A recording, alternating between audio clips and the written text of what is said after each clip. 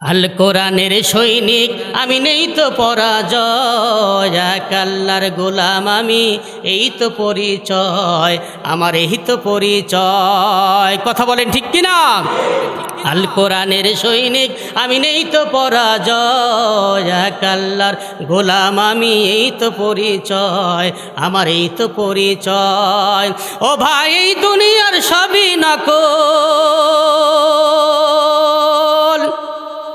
ও ভাই দুনিয়ার সবই নকল, আসল কিছুই নয়, এক আল্লাহর গোলাম আমি, এই তো পরিচয় আমার, এই তো পরিচয়। কোরআন হাদিসে শাসনতন্ত্র, রাসূল আমার নেতা, কোরআন হাদিসে শাসনতন্ত্র, রাসূল আমার নেতা, উৎসাহ মোর চির অমলান, ইতিহাসে বীর গাথা। এক আল্লাহ ছাড়া আমার দিলে, এক আল্লাহ ছাড়া আমার দিলে, নেই তো কারু ভয়, এক আল্লাহর গোলাম আমি। বলেন, এক আল্লাহর গোলাম আমি, এই তো পরিচয় আমার, এই তো পরিচয়। আল কোরআনের সৈনিক আমি, নেই তো পরাজয়, আল কোরআনের সৈনিক আমি, নেই তো পরাজয়, এক আল্লাহর গোলাম আমি, এই তো পরিচয় আমার, এই তো পরিচয়। কথা বলেন ঠিক কিনা? মুসলমানরা কখনো বেঈমান কাফের মুনাফিকদের দিকে ভয় করতে জানে না, বরং মুসলমানরা ভয় করে কাকে দেখে? একমাত্র আল্লাহর জন্য আমরা ভয় করি। কথা বলি মাঠে ময়দানে, হক কথা বলি, বুক খুলে কথা বলি, একমাত্র আল্লাহকে ভয় করি। ঠিক কিনা কন? আমরা কোনো দলকে নামাতে চাই না, কোনো দলকে আমাদের কথায় উঠাতে চাই না, বরং আমরা চাই এই দেশে আল্লাহর কোরআন বিজয় করতে চাই। কোরআন বিজয় করার জন্য যদি ডাক আসে, বগুড়ার মুসলমান কে কে জীবন দিতে রাজি আছো তোমরা? ইনশাআল্লাহ আল্লাহ রাব্বুল আলামিন আমাদেরকে তৌফিক দান করুন, বলেন আমিন। বাংলাদেশ মেরুকরণ হচ্ছে, একটি গ্রুপ চলে যাচ্ছে তাওহীদের পক্ষে, আরেকটি গ্রুপ চলে যাচ্ছে তাওহীদের বিপক্ষে। একটি গ্রুপ চলে যাচ্ছে মূসা আলাইহিস সালাতু ওয়াস সালামের পক্ষে, আরেকটি গ্রুপ চলে যাচ্ছে ফেরাউনের পক্ষে। বাংলাদেশের একটি গ্রুপ চলে যাচ্ছে ইব্রাহিম আলাইহিস সালাতু ওয়াস সালামের পক্ষে, আরেকটি গ্রুপ চলে যাচ্ছে নমরুদের পক্ষে।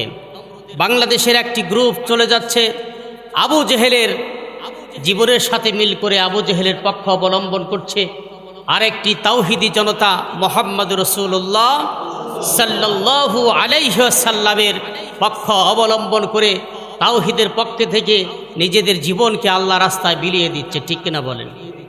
প্রিয় ভাই, আমাদের উচিত হবে, যারা ইমানদার, যারা মুসলমান ইমানদার, আমাদের উচিত হবে আমরা যেন তাওহীদের পক্ষে থাকতে পারি, মুহাম্মদ রাসূলুল্লাহ সাল্লাল্লাহু আলাইহি সাল্লামের দলভুক্ত হয়ে যেন দুনিয়া থেকে ইমানের সাথে যেন জীবন দিতে পারি। সকলে বলেন আমিন।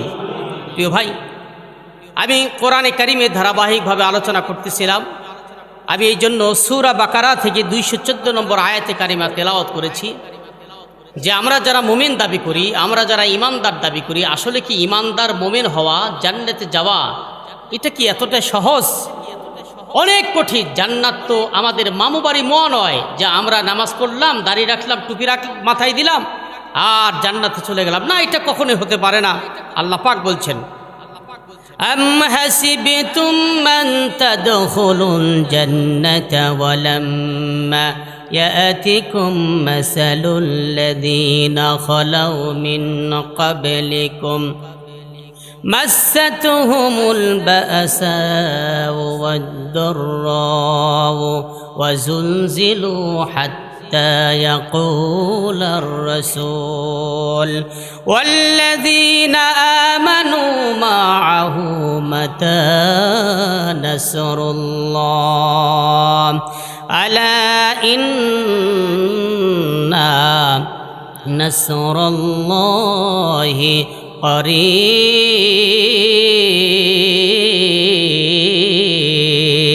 চিল্লায়ে বলেন আল্লাহু আকবার। আমার মহান আল্লাহ রাব্বুল আলামিন কি সুন্দর করে বলছেন, শোনো, আম হাসিবতুম মান তাদখুলুল জান্নাত, ও ইমানদার বান্দারা, তোমরা কি এত সহজেই মনে করেছো এত তাড়াতাড়ি তোমরা আল্লাহর জান্নাতে পৌঁছে যাবে? ওয়ালাম্মা ইয়াতিকুম মাসালুল্লাযীনা খালাউ মিন ক্বাবলিকুম, অথচ পূর্ববর্তী নবী রাসূল সাহাবা ইকরাম যারা ইমানের দাবি রেখেছে, ইমান যারা গ্রহণ করেছে, তাদের উপরে যেই পরিমাণ কষ্ট, দুঃখ, দুর্দশা আর পরীক্ষার সম্মুখীন হয়েছেন, তোমাদের তো তার তো কোনো কিছুই তোমরা তার ধারে কাছে যেতে পারো নাই। শোনো বান্দা শোনো, তাদের ওপরে এত নির্যাতন চলে এসেছে, ইমানের পরীক্ষায় এত বেশি তাদের ওপরে চলে এসেছিল, যেই কারণে আমার রসুল সহ হাত্তা ইয়াকুল আর রসুল, আমার নবীজি আর সমস্ত পয়গম্বররা সহ, তাদের সাথে ইমানদার বান্দারা সহ এত করুণ অবস্থায় তাদের সামনে চলে এসেছিল, যাতে করে নবী এবং সাহাবীরা তাদের জবান দিয়ে বের হয়ে যাচ্ছিল, মাতা নাসরুল্লাহ, কখন আল্লাহর সাহায্য আমাদের উপরে নাজিল হবে। সুবহানাল্লাহ বলেন। ইমানদারদের উপরে এত নির্যাতন, কত নির্যাতন। হযরতে খুবাইব রাদিয়াল্লাহু তাআলা আনহু, হযরতে খুবাইবকে কাফের বেঈমানেরা বেঁধে ফেলল, কুঠির সাথে বেঁধে ফেলে এত অত্যাচার নির্যাতন করা শুরু করে দিল। হযরতে খুবাইব রাদিয়াল্লাহু তাআলা আনহু জীবন যখন শেষ হয়ে যাবে, হযরতে খুবাইবকে তারা কাফেররা প্রস্তাব দিল, খুবাইব তোমাকে মারা বাদ দিব, তোমাকে মারা আমরা ছেড়ে দিব, তুমি যদি মুহাম্মদুর রাসূলুল্লাহ সাল্লাল্লাহু আলাইহি ওয়াসাল্লামকে গালি দিতে পারো, তাহলে তোমার উপরে যে নির্যাতন হচ্ছে এটা বাদ দিয়ে দিব। হযরতে খুবাইব এতক্ষণ পর্যন্ত হযরতে খুবাইবের উপরে কাফের বেঈমানেরা এত নির্যাতন করছিল, হযরতে খুবাইব মাথা নত করে কাফেরদের নির্যাতন মেনে নিচ্ছিল। কিন্তু যখন বলল বিশ্ব নবীজিকে গালি দিতে হবে, হযরতে খুবাইব আর সহ্য করতে পারেন নাই। হযরতে খুবাইব কাফেরদের মুখের দিকে তার মুখের থুতুখানা নিক্ষেপ করে দিয়ে বলল, অগো কাফের বেঈমানেরা শুনে রাখো, আমি খুবাইবের জীবন চলে যেতে পারে, নিঃশ্বাস থাকা অবস্থায় বিশ্ব নবীজিতে গালি দেওয়া আমি খুবাইবের পক্ষে সম্ভব হবে না। মুসলমান ইমানদার ভাইয়েরা আমার, হযরতে খুবাইবকে তারা বেঁধে ফেলল, নির্যাতন শুরু করে দিল। হযরতে খুবাইব রাদিয়াল্লাহু তাআলা আনহু এত নির্যাতন শুরু হয়ে গেল, এখন জীবন চলে যাবে। হযরতে খুবাইব বলছে, ভাই রে, আমাকে একটু 2 রাকাত নামাজ পড়ার সুযোগ করে দাও। কাফেররা 2 রাকাত নামাজ পড়ার সুযোগ করে দিল। হযরতে খুবাইব 2 রাকাত নামাজ তিনি পড়তেছিলেন। হযরতে খুবাইব তার মাথাখানা একটু কিবলার দিকে ঘুরিয়ে নিলেন। কাফের বেঈমানেরা হযরতে খুবাইবের মাথাখানা অন্যদিকে ফিরিয়ে দিল। হযরতে খুবাইব তখন বললেন, ফাআইনামা তুওয়াল্লু ফাসাম্মা ওয়াজহুল্লাহ। আগো কাফের বেঈমানেরা, আমার মাথাকে ঘুরায় দিয়া তোমরা আমার রব থেকে বিচ্ছিন্ন করতে পারবে না। এখন তোমার রব তোমাকে বলছো, গো খুবাইব, তুমি এখন যেদিকে মাথা ঘোরাও সেদিকেই তুমি তোমার রবকে দেখতে পাবে। চিল্লায় বলুন আল্লাহু আকবার। এই মুসলমান ইমানদার, আমি বলতে চাই, কাফের বেঈমানেরা সাহাবীদের উপরে কত নির্যাতন করেছে, এত অত্যাচার করেছে, এরপরও সাহাবায়ে কেরাম আর নবী রাসূলরা কখনো বাতিলদের কাছে একটা মুহূর্তের জন্য মাথা নত করে দেয় না। প্রিয় ভাইয়েরা আমার, বাংলাদেশের দিকে, গোটা পৃথিবীর দিকে নয়, বাস্তবে বাংলাদেশের দিকে তাকায় দেখেন, কত আলেমদেরকে জেলে দিল, জরিমানা করলো, কত মামলা, কত মিথ্যা মামলা দিয়ে বাড়ি থেকে বের করে দিচ্ছে, কত আলেমদেরকে ফাঁসির কাস্টে ঝুলিয়ে মারলো, জীবন ভিক্ষা করার জন্য আবেদন করতে বলল। আল্লাহর ওলিরা, আল্লাহর শহীদরা জীবনের কোনো মায়া করে নাই, বরং ফাঁসির কাস্টে ঝুলেও আল্লাহু আকবারের স্লোগান দিয়া বাতিল শক্তিকে বুঝিয়ে দিয়েছে, ইমানদার মুসলমান কখনো জালিমদের কাছে মাথা নত করতে পারে না। প্রিয় ভাইয়ের আমার, এই জন্য ইমানদারের পরিচয় যদি আপনি দেন, মুমিনের পরিচয় যদি আপনি দেন, ওগো আল্লাহর গোলাম, তাহলে আপনাকে সমস্ত বাতিলদের কাছে অত্যাচারিত হতে হবে, নির্যাতিত হতে হবে। আপনাদের চোখে দেখা কথা, আমাদের কোরআনের পাখি দীর্ঘ 13টি বছর পর্যন্ত জেলখানায় কাতর হয়ে থাকলেন। এরপরও জমিন থেকে, দুনিয়া থেকে ষড়যন্ত্র করে তারা বিদায় করে দিল। আল্লাহর কোরআনের পাখি অন্ধকার কবরে ঘুমিয়ে আছে, জান্নাতের পাখি হয়ে জান্নাতে উড়ে বেড়াচ্ছে। দুনিয়ার কোনো মানুষের অন্তর থেকে কোরআনের পাখির মহাব্বত সরে দিতে পারে না। প্রিয় ভাইয়েরা আমার, এই জন্য যতই নির্যাতন করুক, যতই জুলুম হোক, অত্যাচার হবে, পৃথিবীর ইতিহাসগুলো সাক্ষী থেকে যাবে কিয়ামত পর্যন্ত। তোমরা যারা আলেমদের উপরে এত নির্যাতন করছো, এত জুলুম করছো, এই জমিনে একদিন হলো, আজ হোক আগামীকাল হোক, এই বাংলাদেশের মুসলমানরা তোমাদের ইতিহাস ফেরাউনের মতোই স্মরণ রাখবে। ঠিক কিনা বলেন? প্রিয় ভাইরা আমার, ফেরাউনের কথা কি আপনাদের মনে আছে? এই আল্লাহর গোলাম ফেরাউনের দিকে তাকায় দেখেন, দলবল ক্ষমতায় ছিল, সেনাবাহিনী ক্ষমতায়, লম্বা বছর পর্যন্ত শাসন আমল করেছে। মুসা আলাইহিস সালাতু ওয়াস সালামকে কত নির্যাতন করলো। উম্মতেরা বসে আছে, মাদায়েন শহরে চলে যাবে, বাড়িতে এলাকায় থাকতে দেওয়া হবে না। ঘোষণা হয়ে গেল, মুসাকে যেখানে পাও দুনিয়া থেকে বিদায় করে দাও, না পালাতে দিব না থাকতে দিব। এর মানে হলো চতুর্দিক থেকে মুসাকে ধাওয়া হয়ে গেল। হযরতে মুসা পয়গম্বর, আল্লাহর নবী, জলিলুল কদর নবী মুসা কালিমুল্লাহ, সবচাইতে নবীদের মধ্যে আল্লাহর সাথে সবচাইতে প্রিয় নবী, যিনি সবচাইতে বেশি কথা বলেছেন আল্লাহর সাথে, সবচাইতে মুসা আলাইহিস সালাতু ওয়াস সালাম কথা বলেছেন। হযরতে মুসা আলাইহিস সালাম সাহাবীদের নিয়ে লোহিত সাগরের পারে বসে আছেন। চতুর্দিক থেকে কাফেররা, চতুর্দিক থেকে ফেরাউনের সেনাবাহিনীরা ধাওয়া করেছে। হযরতে মুসা আলাইহিস সালামের উম্মতেরা বলল, গো মুসা, আমরা তো পাকড়াও হয়ে গেলাম, আমাদের তো আর কোনো যাওয়ার জায়গা নাই।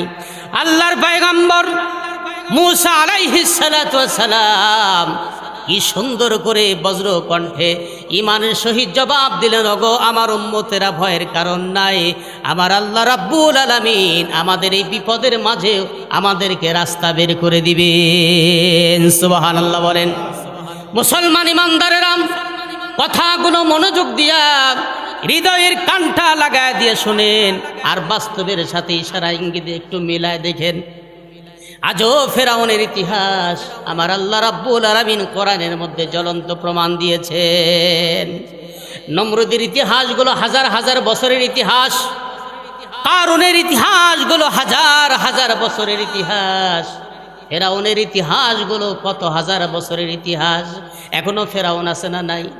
আরো জোরে আওয়াজ দেন, আছে না নাই? আমার আল্লাহ পাক রব্বুল আলামিন কি সুন্দর করে কোরআনে কারিমের মধ্যে ঘোষণা করে দিয়ে বলছেন, শোনো, ফেরাউন যখন আমার মুসাকে ধাওয়া করলো, আমার মুসা দিশেহারা হয় নাই, ইমানের পরীক্ষা আমার মুসা কালিমুল্লাহ দিয়েছেন। যখন মুসা আলাইহিস সালাতু ওয়াস সালাম জবান ছেড়ে বলল, আমার সাহাবীরা রে, আমার উম্মতেরা রে, ভয়ের কোনো কারণ নাই, অবশ্যই অবশ্যই আমার আল্লাহ রাব্বুল আলামিন এই বিপদের মাঝে আমাদেরকে রাস্তা বের করে দিবেন। এর মাঝে হলাম ইমানদাররা, যত বিপদ আসবে, যত মুসিবত আসবে, হযরতে মুসা আলাইহিস সালাতু ওয়াস সালামের মতো ইমানের উপরে অবিচল থাকা লাগবে। বিপদের পাহাড় যদি আপনার মাথার উপরে ঝেঁপে পড়ে যায়, তবু আমার আল্লাহর উপরে তাওয়াক্কুল, ভরসা ইমানদারের থাকবে। কথা বলেন ঠিক কিনা? মুসলমান ভাইয়েরা আমার, আমি বলতে চাই, ফেরাউন ধাওয়া করেছে। হযরতে মুসা আলাইহিস সালাম বললেন, ওগো আমার উম্মতেরা, কোনো দুশ্চিন্তা করো না, আমার আল্লাহ রাব্বুল আলামিন ওহী নাজিল করে দিয়ে দিলেন, আর বললেন, ওগো মুসা, টেনশন করো না, তোমার হাতে এটা কি? হযরতে মুসা আলাইহিস সালাম বললেন, হিয়া আসা, এটা আমার একটা লাঠি। আমার আল্লাহ রাব্বুল আলামিন বললেন, ওগো মুসা, এক কাজ করো, লাঠিটা সমুদ্রের মধ্যে আঘাত করো। চিল্লায়ে বলুন আল্লাহু আকবার। আরো জোরে আওয়াজ দিয়ে বলুন আল্লাহু আকবার।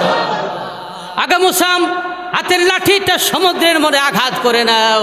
হযরতে মুসা আলাইহিস সালাতু ওয়াস সালাম হাতের লাঠিটা যখনই সমুদ্রে আঘাত করলেন, আমার আল্লাহ রাব্বুল আলামিন একটা না দুইটা নয়, 12টা রাস্তা সমুদ্রের মধ্যে মুসা আলাইহিস সালামের আর উম্মতের জন্য বের করে দিলেন। আরো জোরে বলেন, ওই আল্লাহ আছে না নাই? চিল্লাই আওয়াজ দাও মুসলমান, আমার আল্লাহ আছে না নাই? যিনি সমুদ্রের মধ্যে রাস্তা বানায় দিতে পারে মুসার জন্য, আবার ওই সমুদ্র ফেরাউনের জন্য যিনি রাস্তা বন্ধ করে দিতে পারে, আমার আল্লাহর ক্ষমতা এখনো আছে কিনা? প্রিয় ভাইয়ের আমার, হযরতে মুসা আলাইহিস সালাম পার হয়ে গেলেন ওপারে, উম্মতরা পার হয়ে গেল। ফেরাউন এসে দেখে আহারে কি সুন্দর রাস্তা, এই রাস্তা কে বানাইছে? উম্মতেরা জিজ্ঞেস করলো, ফেরাউনের লোকবল জিজ্ঞেস করলো কে বানাইছে? ফেরাউন বলছে এই রাস্তা তো আমি বানাইছি। নাউজুবিল্লাহ বলেন। ফেরাউন তার দলবল নিয়ে যখন সমুদ্রের মধ্যে রাস্তা দিয়ে চলে গেলেন, ওপারে আল্লাহ রাব্বুল আলামিন মুসা আলাইহিস সালাম তার উম্মতকে পার করে দিলেন। উম্মতেরা বলল, মুসা আমাদেরকে তো ফেরাউন আবার রাস্তা দিয়ে চলে আসতেছে। মুসা আলাইহিস সালাম বলে, টেনশন করো না, আমার আল্লাহ সব আরশে আজিম থেকে দেখতেছে। এ মুসলমান ইমানদার, আমি বলতে চাই এখনো আমার আল্লাহর পাওয়ার আছে না নাই? নাকি ক্ষমতা কাউরে দিয়ে আমার আল্লাহ অবসরে গেছেন? আমার আল্লাহ অবসরে যায় নাই, এখনো আমার আল্লাহ আছেন। এই জন্য দুনিয়ার স্বৈরাচার শাসকদেরকে জানাতে চাই, আজ যারা তোমরা ক্ষমতার চেয়ার পেয়ে যারা অসহায় নিরহ বিরোধী দলের উপর আক্রমণ করছো, আর আলেমদেরকে যারা জেল দিচ্ছ, জরিমানা দিচ্ছ, আজ এই দিন নয় আরো দিন আছে। এই দেশের মুসলমানরা এই দিনকে নিয়ে যাবে ওই দিনের কাছে, ঠিক কিনা বলেন? এক মাঘে তো শীত যায় না, মাঘ আরো আসে। প্রিয় ভাইরা আমার, এই জন্য ক্ষমতার চেয়ার পাইলে খুশি হওয়ার কিছু নাই, চেয়ার আর ছাড়তে চায় না, ঠিক কিনা কন? একবার যদি চেয়ারে যায় লোভ হয়ে যায়, চেয়ার ছাড়তে চায় না। এরে আল্লাহর গোলাম, আমার আল্লাহ বলছেন ক্ষমতা পেয়ে এত বাহাদুরি করার কিচ্ছু নাই। কারণ হলো ক্ষমতা দিয়ে আমি তাকায় দেখি তোমার ব্যবহারটা কেমন হয়। আচ্ছা জোরে বলেন তো, ক্ষমতার মালিক কে? আরো জোরে একটু আওয়াজ দেন, কে? তাবারাকাল্লাযী বিয়াদিহিল মুলকু ওয়া হুয়া আলা কুল্লি শাইইন কাদির। চিল্লায়ে বলুন আল্লাহু আকবার। সব রাজত্বের মালিক কে? মুসলমানের মতো কণ্ঠের আওয়াজ দেন, মালিককে। এই আল্লাহর গোলাম মুসলমান ইমানদার, আমি বলতে চাইলাম ফেরাউন যখন লোহিত সাগরের মাঝামাঝি চলে গেল, যে আল্লাহ রাব্বুল আলামিন মুসা আলাইহিস সালামের জন্য রাস্তার ব্যবস্থা করে দিলেন, ওই আমার আল্লাহ এতটুকু বলা লাগে না এই রাস্তা বন্ধ হয়ে যা। আমার আল্লাহ শুধু বলে কুন ফায়াকুন। যখনই বলে কুন হয়ে যাও, আমার আল্লাহ সঙ্গে সঙ্গে ফায়াকুন সব হয়ে যায়, ঠিক কিনা বলেন? ফেরাউন সমুদ্রের মধ্যে পড়ে গেল, সেনাবাহিনীও ছিল, র্যাব ছিল, বিডিআর ছিল, বিজিবি ছিল, সব রাষ্ট্রের ক্ষমতাধর পুলিশ প্রশাসন থেকে শুরু করে যত গোয়েন্দা বাহিনী ফেরাউনের সাথে আছে না নাই? প্রিয় ভাইয়ের আমার, আচ্ছা আপনাদের কাছে আমি জানতে চাই, যখন ফেরাউন লোহিত সাগরে ডুবলো, ক্ষমতা থাকা অবস্থায় ডুবছে না তত্ত্বাবধায়ক সরকার দেওয়ার পরে ঢুকছে? প্রিয় ভাইয়ের আমার, ক্ষমতা থাকায় অবস্থারে ফেরাউন যখন লোহিত সাগরে ডুবলো, আমার আল্লাহ পারে কিনা ক্ষমতার চেয়ারে থাকা অবস্থায় সেই বুশের মতো জুতার বাড়ি এখনো দিতে পারে কিনা? প্রিয় ভাইয়ের আমার, এই জন্য হতাশ হলে হবে না। ইমানদারেরা কোনো বিপদ থেকে হতাশ হয় না। মোমেনদের কাজ হলো বিপদ যত আসবে, অমাবস্যা যখন বেশি হয়, অমাবস্যার পরে আবার আলো হয়ে যায়, ঠিক কিনা বলেন? প্রিয় ভাইয়ের আমার, এই জন্য ইমানদারদের কাজ হলো হতাশ হলে চলবে না। একটু জিকির করেন লা ইলাহা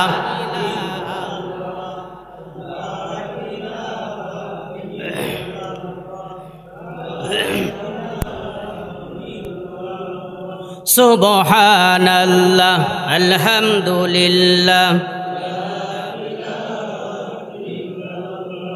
সুবহানাল্লাহ আলহামদুলিল্লাহ লা ইলাহা ইল্লাল্লাহ মুহাম্মাদুর রাসূলুল্লাহ সাল্লাল্লাহু আলাইহি ওয়াসাল্লাম। লোহিত সাগরের মধ্যে হাবুডুবু খাচ্ছে। ফেরাউন তখন কি বলছেন? আমার আল্লাহ রাব্বুল আলামিন সঙ্গে সঙ্গে কোরআনে কারিমে সূরা ইউনূসের 90 নম্বর আয়াত, কোন সূরা? আরো জোরে বলেন কোন সূরা? আপনাদের মধ্যে যখন কোন রকম যেন ভুল ভ্রান্তি না হয় এই জন্য সূরার নাম, পারা সম্বর আর আয়াত বলে দিচ্ছি। কোন সূরা? জোরে বলেন। আয়াত নম্বর কত? 90 নম্বর আয়াতের শেষ অংশে আল্লাহ রাব্বুল আলামিন কি সুন্দর করে রেকর্ড করে দিলেন।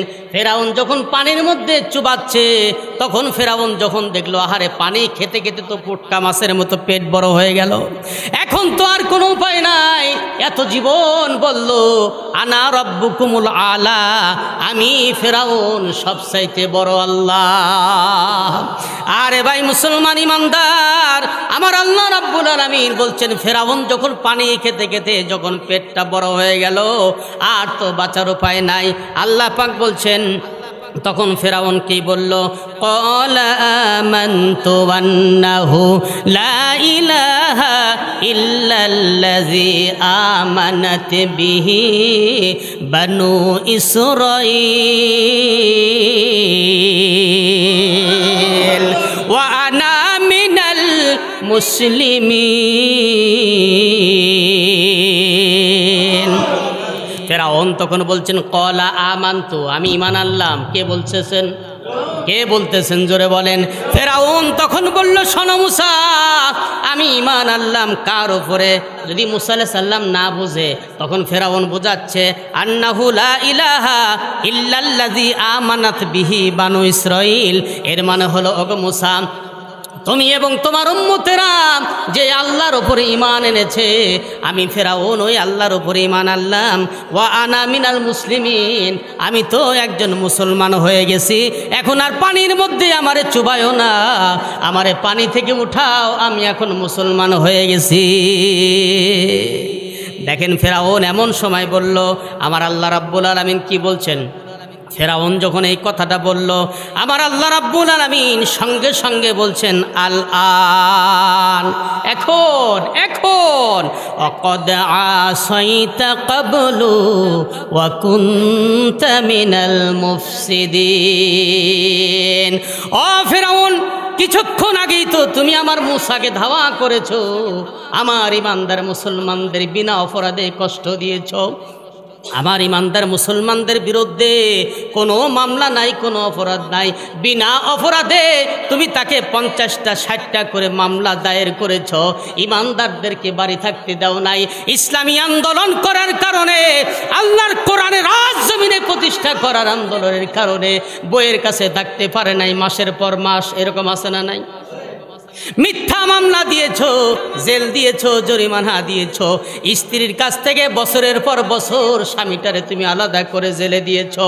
যেই জেলে চোর ডাকাত থাকার কথা, যেই জেলে ইয়াবাখোর গাঁজাখোর মদখোর থাকার কথা, আজ সেই দেশে কোরআনের হাফেজদের দিয়া, মুফাসসিরদের দিয়া, কোরআনের বড় বড় শাইখুল হাদিস দিয়া বাংলাদেশের জেলখানাগুলি ভরে দিয়েছো। তুমি তো সবচাইতে বড় সন্ত্রাসীদের একজন। প্রিয় ভাইরা আমার, আল্লাহ পাক বলছেন আল আন, এখন অকদ আসাইতা ক্বাবলু ওয়া কুনতা মিনাল মুফসিদিন। কিছুক্ষণ আগে আমার তুমি নবীদেরকে অত্যাচার করেছো, জুলুম করেছো, আমার বান্দাদের উপরে তুমি অত্যাচার জুলুম করেছো।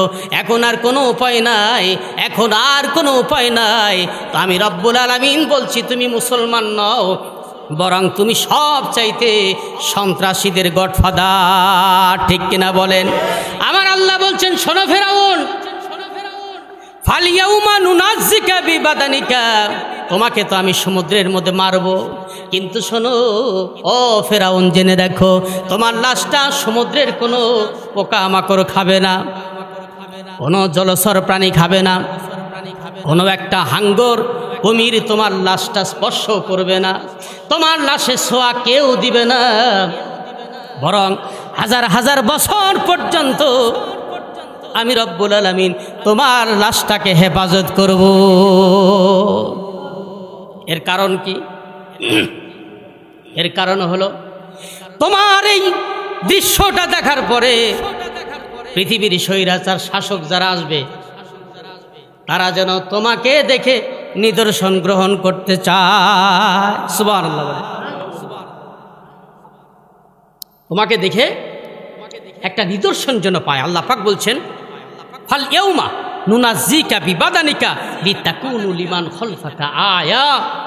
আমি তোমাকে জমিনের মধ্যে একটা নিদর্শন হিসাবে তোমার লাশটা সংরক্ষণ করবে আমার পরবর্তী বান্দারা, যাতে করে তোমার এই দৃশ্যগুলি দেখার পরে তারা যেন একটু ভাবে যে স্বৈরাচার শাসক হলে বিনা ভোটে বিনা নির্বাচনে রাতের অন্ধকারে ভোট না দিয়ে নির্বাচন করে প্রধানমন্ত্রী হয়ে বছরের পর বছর যুগের পর যুগ থাকলে যেই রকম ফেরাউনের অবস্থা হয়েছে তোমারও সেই অবস্থা বাংলার মুসলমানরা করে ছাড়বে। কথা বলেন ঠিক কিনা? প্রিয় ভাইরা আমার, এই জন্য শিখতে হবে ফেরাউন থেকে। এই জন্য ফেরাউনের লাশটা এখন আছে না নাই? আরো জোরে আওয়াজ দেন, আছে না নাই? এখনো ফেরাউনের লাশ জীবন্ত লাশ রয়েছে গ্লাসের মধ্যে, মিউজিয়াম জাদুঘরের মধ্যে মিশরে রয়েছে। যারা স্বৈরাচার শাসক আসবে জমিনে তারা যেন তোমাকে দেখে শিক্ষা গ্রহণ করতে পারে, ঠিক কিনা কন? কিন্তু আমরা তো শিক্ষা নেই না, আমরা ইতিহাস থেকে শিক্ষা গ্রহণ করি না যে আল্লাহ ফেরাউনকে পানির মধ্যে চুবিয়ে চুবিয়ে মেরে এখনো পর্যন্ত বছরের কত বছর হয়ে গেল লাশটায় এখনো রাখতে পারে। ওই আল্লাহ আছে না নাই? আরো জোরে বলেন, আল্লাহ আছে না নাই?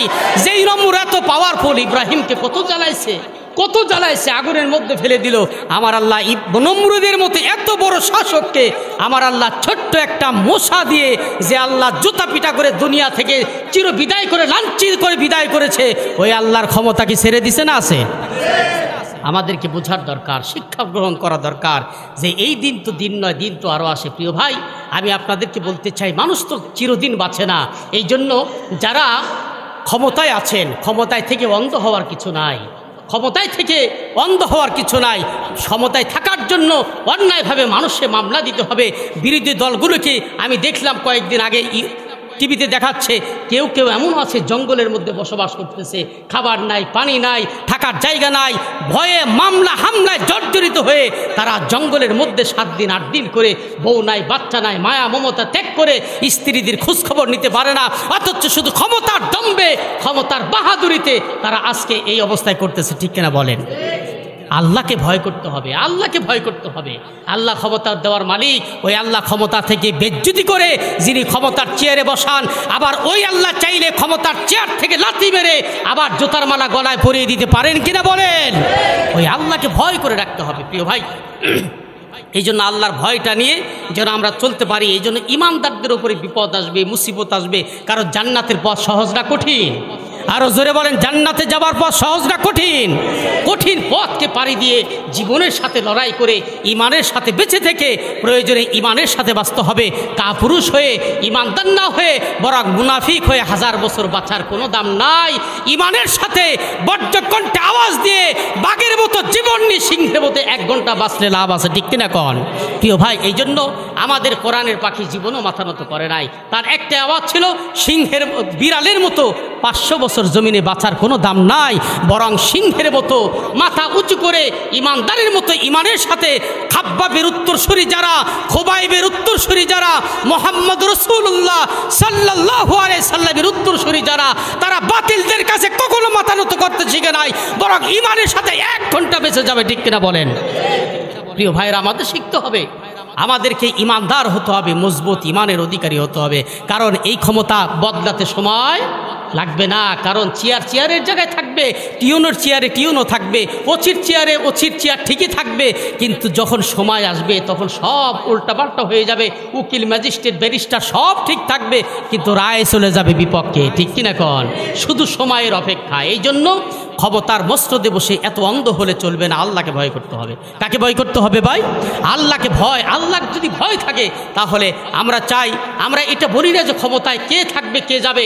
কোনোদিন কোশ্চিন কালেও এই জীবনে যত আন্দোলন, ইসলামী আন্দোলন থেকে শুরু করে জামাত ইসলাম, হেফাজতে আন্দোলন, হেফাজতে ইসলাম, সবাই যারা আন্দোলন করছে তারা কোনোদিন ক্ষমতা যাওয়ার জন্য আন্দোলন করে না।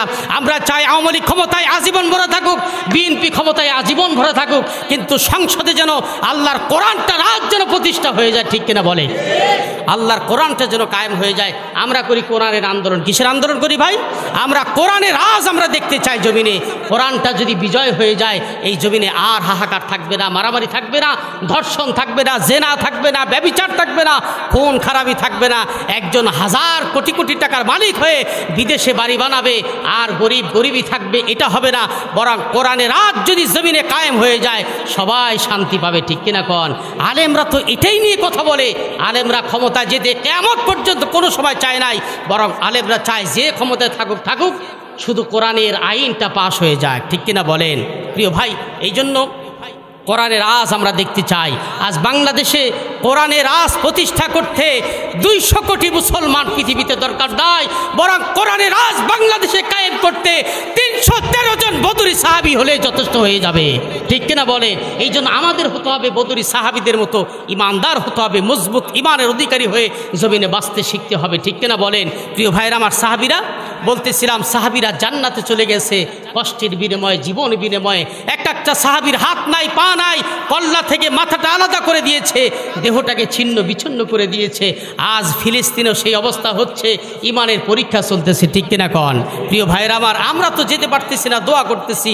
প্রতিনিয়ত ফিলিস্তিন আর হামাসের শিশু বাচ্চারা, কাফের বেঈমানেরা তারা নিঃশেষভাবে হাসপাতালে হামলা করে তাদেরকে শহীদ করে দিচ্ছে। প্রিয় ভাইরা, শহীদি মর্যাদা, শাহাদতের মর্যাদা আমাদেরকে থাকতে হবে। শাহাদতের তামান্না যদি থাকি, তাহলে আল্লাহ পাকের রাসূল বলছেন, যদি তোমার শাহাদতের তামান্না, শাহাদতের ইচ্ছা পোষণ যদি তোমার কলিজায় না থাকে, তাহলে তুমি তো মুনাফিকের মৃত্যু হবে। আর শাহাদতের তামান্না যদি তোমার থাকে, জ্বরের মধ্যেও যদি তোমার মৌত হয়ে যায়, আমার আল্লাহ তোমাকে শাহাদতের মর্যাদা নসিব করে দিবেন। সুবহানাল্লাহ। আল্লাহ রাব্বুল আলামিন বলছেন, শোনো, আম হাসিবতুম আন তাদখুলুল জান্নাহ, ওগো ঈমানদারেরা, জান্নাতে যাওয়া এত সহজ কাজ নয়, বরং জান্নাতে যেতে চাইলে পূর্ববর্তী ঈমানদারদের মতোই তোমাদেরকে পরীক্ষা দিতে হবে। এখন কথা হলো, এখানে যারা যুবক আছেন, যারা যেই দলই করেন, আমার কোনো অসুবিধা নাই, আমি দল করতে কোনো বাধা দেই না। তবে মুসলমানের সন্তান হিসাবে, আমি আপনাদের একজন অভিভাবক হিসাবে, আমি একজন দায়ী হিসাবে একটাই উপদেশ দিতে চাই, সেটা হলো এমন দল করবেন না, দলের কারণে অন্ধ হয়ে যাবেন না, ঠিক কিনা বলেন? প্রিয় ভাইয়ের আমার, কয়েকদিন আগেই তো দেখেছেন, এক নেতার কর্মী ভোট দিতে গিয়া, নেতারে ভোট মারতে গিয়া 57 সেকেন্ডে 43টা ভোট পড়েছে। এখন যখন মিডিয়ার কর্মীরা যখন বলল, নেতা আপনার কর্মীরা তো এই কাজ করেছে, 57 সেকেন্ডে 43 ভোট, এই রকম ভোট যদি বাংলার জমিনে 1000বার হয়, কোনো দিন সুষ্ঠু নির্বাচন হতে পারে না। তখন নেতা বলল, যে ভোটটা আমার ভোটে যে ভোটটা দিয়েছে ওটা আমার কর্মী ছিল না, ওটা ছিল শিবিরের কর্মী। এ মুসলমান ইমানদার, আমি বলতে চাই, নেতার চামচারি করতে গিয়া এখন যেই নেতা দুনিয়ায় যার পক্ষে তুমি কাজ করলা, ওই নেতা দুনিয়ায় তোমার এই বিপদে ফেলে দিল মিডিয়ার সামনে। ও যুবক ভাই, আমি তোমার কাছে জানতে চাই, দুনিয়ায় যদি নেতার গোলামি করতে গিয়া, নেতাকে সন্তুষ্ট করতে গিয়া, তোমাকে যদি ভোট দিতে গিয়া তোমাকে যদি 2 নম্বরই করতে পারে, তোমার যদি পরিচয় না দিতে পারে, যেই নেতার গোলামি করে জীবনটা শেষ করতেছো, তোমার যদি এই নেতার গোলামি করতে যদি তোমার মরণ হয়ে যায়, ও যুবক, আমি তোমার বিবেকের কাছে প্রশ্ন রেখে যেতে চাই, বলো তো কিয়ামতের দিন তোমাকে বাঁচাবে কে? আবার আল্লাহ রাব্বুল আলামিন বলছেন, শোনো ও কর্মীরা, শোনো, কিয়ামতের দিন আমি দুনিয়ার সব নেতাদেরকে আমি কিয়ামতের দিন ডাকবো, ইয়াউমা নাদউ কুল্লা উনাসিম বিইমামিহিম। জোরে বলুন আল্লাহু আকবার। এই কথা কি আমার কথা? আরো জোরে বলেন, আমার কথা না আমার বাবার কথা? আরো চিল্লায় বলেন, কার কথা? আমার আল্লাহ বলছেন, ইয়াউমা নাদউ কুল্লা উনাসিম বিইমামিহিম, কিয়ামতের কঠিন ময়দানের দিনে আমি নেতাদের সহ ডাকবো। আগে নেতাকে ডাকবো, পরে কর্মীকে ডাকবো। এবার নেতাকে যখন ডাকবো আর কর্মীকে যখন ডাকবো, তখন কর্মীরা বলবে, অক্কালু রব্বানা ইন্না আতা'না সাদাতানা ওয়া কুবারানা ফাআদাল্লুনা সাবিলা। তখন কর্মীরা দিশাহারা হয়ে যাবে। কর্মীরা তখন বলবে, আমার রব, ও আমার আল্লাহ ইন্না নিশ্চয় আতনা, আমরা এই নেতার গোলামি করেছি, এই যে আমাদের নেতা, এই নেতার আনুগত্য আমরা করেছি। সাদাতনা ওয়া কুবরানা ফাআদাল্লুনা সাবিলা, এই নেতার যে কর্মসূচিগুলো ছিল এটা কোনো কোরআনের কর্মসূচি ছিল না, এটা ছিল গুমরাহির কর্মসূচি। নেতা নিজেও গুমরাহি, আমরা কর্মীরা নেতার সাথে থেকে আমরাও গুমরাহি। এখন কথা শোনো আমার আল্লাহ, তখন এই কর্মীরা তখন নেতাদের আল্লাহর কাছে বিচার দিবে নেতাদের বিরুদ্ধে। কাদের বিরুদ্ধে? আরো জোরে বলেন, কাদের বিরুদ্ধে? আমি আমার বানানো কথা বলি না, কোরআন থেকে রেকর্ড করেছি, কোরআন থেকে নোট করেছি। এই মুসলমান, আমি বানানো কথা বলি না। তখন কর্মীরা বলবেন, আমার আল্লাহ বলছেন, কর্মীরা এখন বলো তোমাদের কি চাওয়া, নেতাদের বিরুদ্ধে তোমাদের কি অভিযোগ, এখন আমি কি বিচার করব? তখন কর্মীরা বলবে রব্বানা আতিহিম, আমার সাথে পড়েন, রব্বানা আতিহিম দিউফাইনি মিনাল আযাবি ওয়ালআনহুম লাআনান কাবীরা।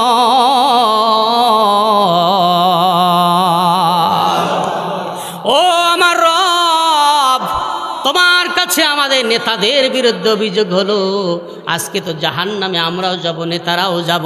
তবে একটা দাবি হলো, যেই নেতাদের কারণে আমরা আজকে জাহান্নামে চলে যাচ্ছি, নেতারা আমাদের নামাজের কথা বলে নাই।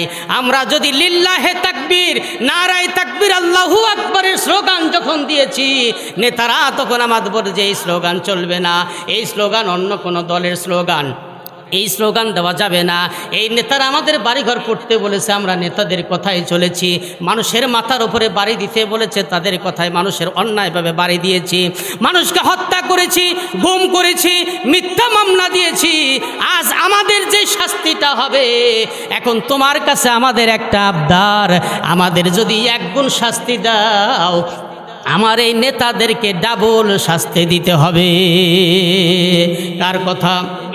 আল্লাহ পাক বলছেন, কর্মীরা তখন বলবে রব্বানা আতিহিম দিউফাইনি মিনাল আযাব, আমাদের যেই শাস্তিটুকু তুমি দিবা, আমাদের চাইতে ডাবল শাস্তি আমাদের নেতাদেরকে দিবা। প্রিয় ভাইরা আমার, এখন নেতারা তখন কি বলবে? আমার আল্লাহ সব রেকর্ড করে মানুষকে বোঝানোর জন্য আমার আল্লাহ কোরআনের মধ্যে সব খুলে খুলে বর্ণনা দিয়েছেন। জোরে বলেন ঠিক কিনা? কোরআনে কোনো কিছু গোপন রাখে নাই। কোরআন এমন একটা কিতাব, এ মুসলমান ইমানদার, আমি বলতে চাই, এ কোরআন আমরা পড়ি না, কোরআন বুঝি না। এবার তখন নেতারা বলবে ওমা কানা লি আলাইকুম মিন সুলতান, আজকে আমাদের কোনো পাওয়ার নাই, তোমাদের উপরে কোনো আধিপত্য নাই। ইল্লা আন দাওয়াতুকুম ফাস্তাজাবতুম, আমরা তো তোমাদের কোরআন দিয়ে ডাকি নাই, হাদিস দিয়ে ডাকি নাই, দলিল দিয়ে ডাকি নাই।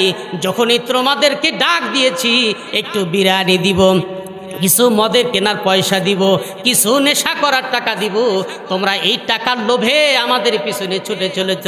আজকে আমাদের কোনো দোষ দিও না, ফালা তালুমুনি ওয়ালুমুকুম, আজকে আমাদের কোনো দোষ দিও না, বরং তোমাদের দোষ আজকে তোমাদের ঘাড়ে চাপাও।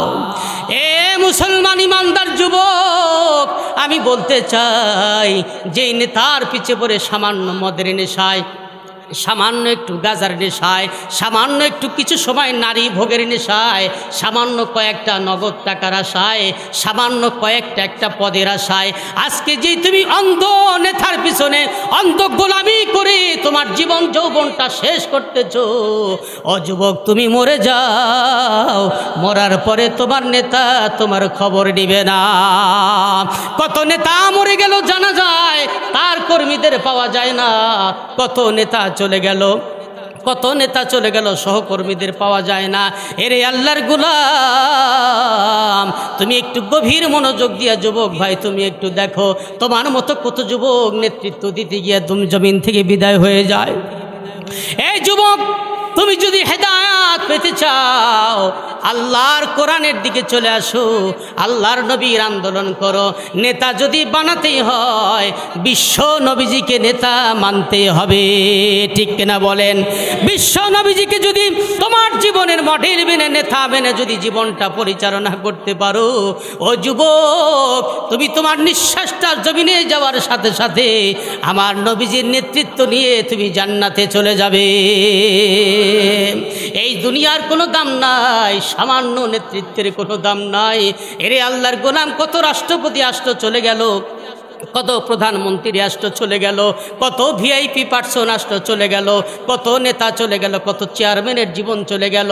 চেয়ারম্যান আসলো, চেয়ারম্যান গেল, কেউ কোনোদিন আগের চেয়ারম্যানের কথা স্মরণ করে না, আগে এমপির কথা স্মরণ করে না। দল যাবে, দল আসবে, বিএনপি যাবে, আওয়ামী লীগ আসবে, আওয়ামী লীগ যাবে, আবার জামাতে ইসলাম আসবে, যে যেই দল করবে করবে।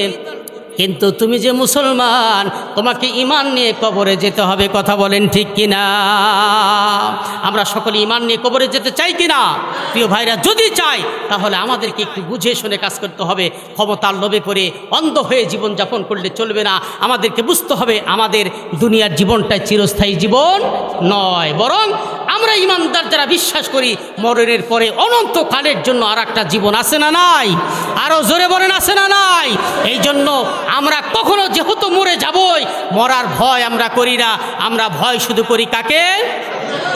আল কোরআনের সৈনিক আমি, নেই তো পরাজয়, এক আল্লাহর গোলাম আমি, এই তো পরিচয় আমার, এই তো পরিচয়। কথা বলেন ঠিক কিনা? আল কোরআনের সৈনিক আমি, নেই তো পরাজয়, এক আল্লাহর গোলাম আমি, এই তো পরিচয় আমার, এই তো পরিচয়। ও ভাই, এই দুনিয়ার সবই নকল, ও ভাই দুনিয়ার সবই নকল, আসল কিছুই নয়, এক আল্লাহর গোলাম আমি, এই তো পরিচয় আমার, এই তো পরিচয়। কোরআন হাদিস শাসনতন্ত্র রাসূল আমার নেতা, কোরআন হাদিস শাসনতন্ত্র রাসূল আমার নেতা, উৎসাহ মোর চির অমলান ইতিহাস বীর গাথা। এক আল্লাহ ছাড়াই আমার দিলে, এক আল্লাহ ছাড়াই আমার দিলে নেই তো কারু ভয়, এক আল্লাহর গোলাম আমি, বলেন এক আল্লাহর গোলাম আমি, এই তো পরিচয় আমার, এই তো পরিচয়। আল কোরআনের সৈনিক আমি, নেই তো পরাজয়, আল কোরআনের সৈনিক আমি, নেই তো পরাজয়, এক আল্লাহর গোলাম আমি, এই তো পরিচয় আমার, এই তো পরিচয়। কথা বলেন ঠিক কিনা? মুসলমানরা কখনো বেঈমান কাফের মুনাফিকদের দিকে ভয় করতে জানে না, বরং মুসলমানরা ভয় করে কাকে দেখে? একমাত্র আল্লাহর জন্য আমরা ভয় করি। কথা বলি মাঠে ময়দানে, হক কথা বলি, বুক খুলে কথা বলি, একমাত্র আল্লাহকে ভয় করি, ঠিক কিনা কন? আমরা কোনো দলকে নামাতে চাই না, কোনো দলকে আমাদের কথায় উঠাতে চাই না, বরং আমরা চাই এই দেশে আল্লাহর কোরআন বিজয় করতে চাই। কোরআন বিজয় করার জন্য যদি ডাক আসে, বগুড়ার মুসলমান কে কে জীবন দিতে রাজি আছো তোমরা? ইনশাআল্লাহ আল্লাহ রাব্বুল আলামিন আমাদেরকে তৌফিক দান করুন, বলেন আমিন। এই দেশে কোরআনের রাজ কায়েম হোক, আমরা চাই কি চাই না? কোরআন বিজয় হোক, এটা আমরা চাই কি চাই না? কোরআন বিজয় হোক, কারণ সব ক্ষমতায় চিরদিন থাকে না, কিন্তু কোরআনের রাজটা যদি কায়েম হয়ে যায়, এই কোরআনের বিজয়, সুখ, শান্তি আমরা যদি দেখে যেতে নাও পারি, আমার পরবর্তী প্রজন্ম দেখে যাবে। কারণ কোরআন দিয়ে বিশ্বনবীজি 10টা বছর মদিনায় রাষ্ট্রপ্রধান তিনি ছিলেন, ঠিক কিনা বলেন? কোরআনের শাসন দিয়ে মক্কা সোনার মদিনা আর সোনার মক্কায় পরিণত করেছেন যে বিশ্বনবী। এলে আলেমরা সেই আন্দোলনের কথা বলে, আলেমরা চায় এদেশে কোরআনের রাজ কায়েম হোক, সবাই সুখ শান্তিতে থাকুক, ধর্ষণ বন্ধ হোক, জুয়া বন্ধ হোক, খুন বন্ধ হোক, খারাপি বন্ধ হোক, মদ বন্ধ হোক, ঘুষ বন্ধ হোক, সুদ বন্ধ হোক। এখন সুদ আছে না নাই? সুদ সবার ঘরে গেছে আছে। যারা নামাজ পড়ে তারাও সুদ খায়, যারা বেনামাজি তারাও সুদ খায়, হাজিও সুদি, গাজিও সুদি, সবাই এখন সুদের সাথে সম্পৃক্ত আছে না নাই? এর কারণ হলো গোড়াতীত সুদ, ঠিক কিনা বলেন? দেশ যদি ভালো হয়ে যায়, এই জন্য হযরত মূসা আলাইহিস সালাম যখন দাওয়াত দিলেন, আল্লাহ পাক বলছেন, মূসা আগে তোমার কর্মীদের কাছে গেলে হবে না, বরং আগে যাও ফেরাউনের কাছে দাওয়াত দিতে যাও। কারণ ফেরাউন হলো দেশের প্রধানমন্ত্রী, প্রধানমন্ত্রী যদি ভালো হয় গোটা দেশ দেশটাই ভালো হয়ে যাবে, ঠিক কিনা বল? এই জন্য আল্লাহ রাব্বুল আলামিন আমাদেরকে ঈমানের সাথে জীবন যাপন করার তৌফিক দান করুক। ওয়া আখিরু দাওয়ানা আলহামদুলিল্লাহি রাব্বিল আলামিন। আসসালামু আলাইকুম ওয়া রাহমাতুল্লাহ।